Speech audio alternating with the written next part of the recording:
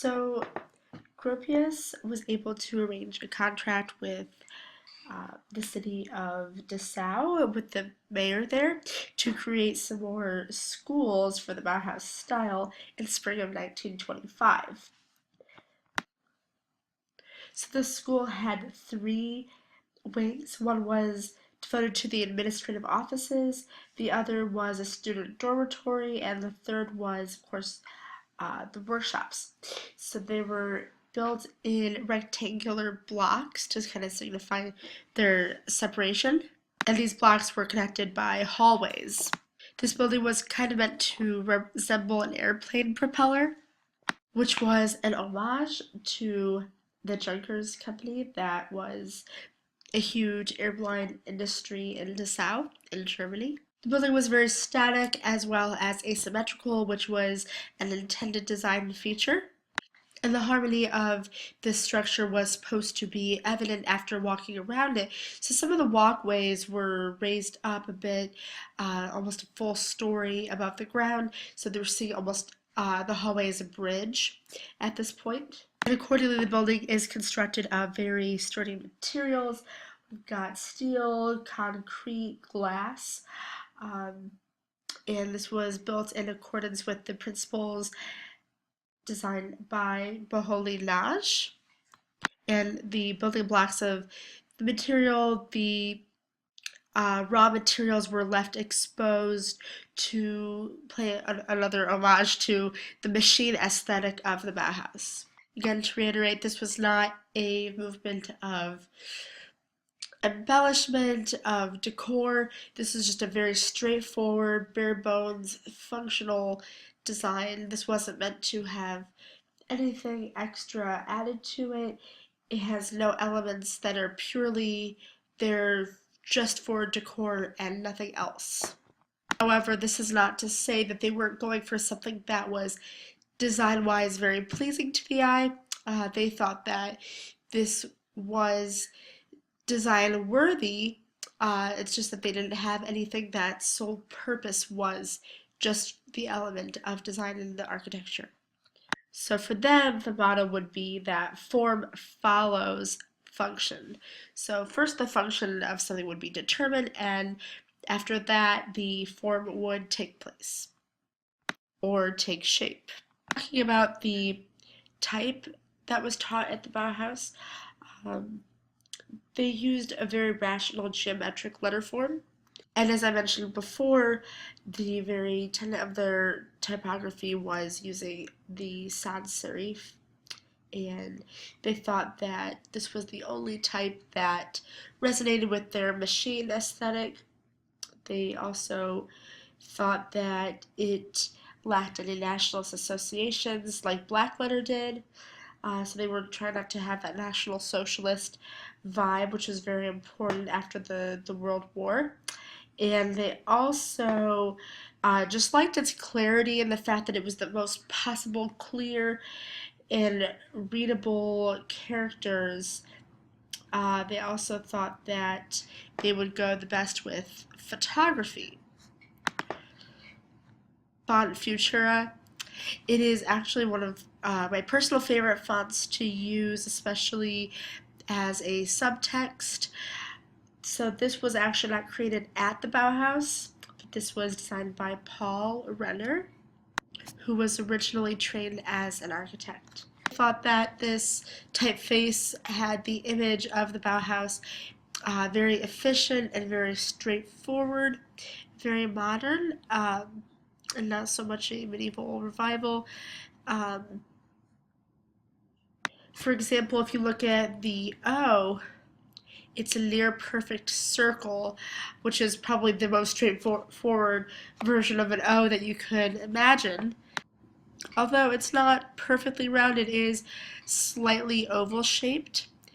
Um, and the lowercase letters, they ascend upwards. So you can kind of see like the D and the K and the etc. and the T right here. They basically go above the lines here. It is hard to tell, but this D actually rises above the caps line.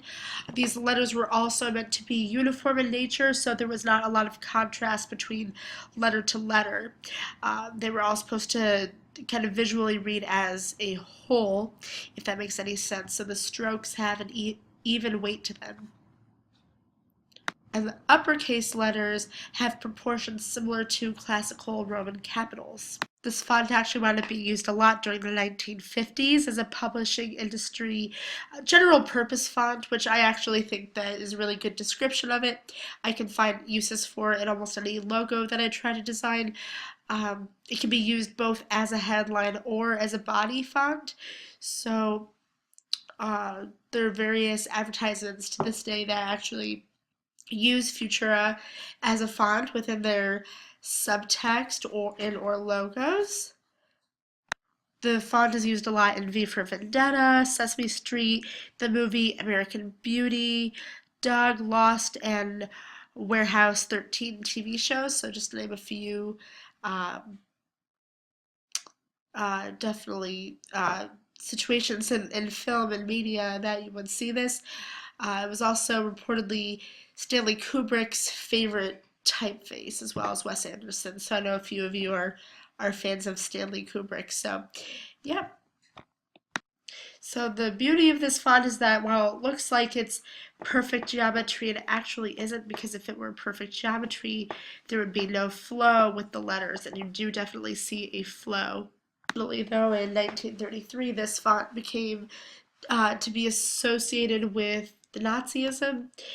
So the government, whenever they would see this font, they would display hostility and suspicion upon the sight of it because of its association. The term for this progressive movement in typography was called the New Typography, or Die Neue Typographie in German. So the essence of this was to have some clarity, and this term was used by Moholy-Nagy in 1923, included an essay. Uh, this image is by Jan Tschichold. It's called Typographische Mitteilungen Elementartypografie, Typographic News, Elementary Typography from October 1925. And this is a journal cover. We're seeing a lot of similarity back with the Dadaism, I would say. So this younger calligrapher found out um, about this typography from the Weimar Bauhaus exhibition. So he became acquaintances with Moholy-Nagy and El Lissitzky. So he established himself through those prominent characters. And he took on the name Ivan to sort of evoke the Russian constructivists. He took a Slavic sounding name as his pseudonym. So he created a set of rules or principles for the new typography for the printers to identify more about this particular movement at the time. Really seeing in this poster influences of Futurism and Dadaism and De Stael, even. Something that the artist did not like were the use of uppercase letters. As you can see, this entire poster is comprised exclusively of lowercase text. And this was an attempt for him to rationalize, quote unquote, the text itself. And as you can see, it really doesn't take away from any of its readability to take away the capital letters in this case. So I thought that was kind of cool.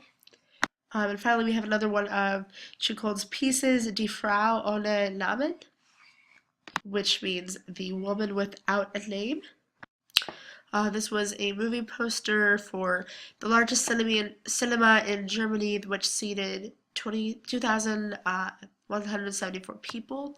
So this sort of gives a sense of the narrative of the film in a photo montage and a cinematic projection.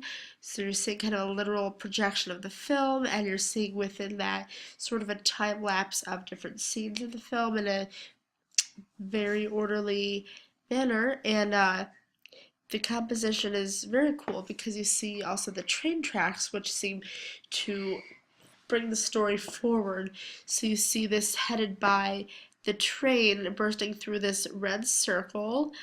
And you can kind of tell it's bursting through because you see it kind of overlapping here, and you see these lines that suggest space, and it kind of comes towards you. So from all different angles and points of reference and horizon lines, you can see that everything in this image sort of comes at you as the viewer. So even though, except for the photographs, everything is two-dimensional, we have these points of reference that basically, like right here and right here, that suggest a three-dimensionality without actually being so. So we've definitely got this enormous sense of geometry. And what I thought was kind of cool is that they played around with the text. Even the text is leading back to this vanishing point.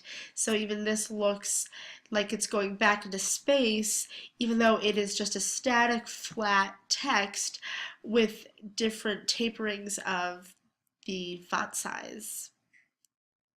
So I think that they achieved what they were hoping to, which was a poster that had enormous readability within it, and also the sans serif type, and the photographs, and the sense of dimension and geometry.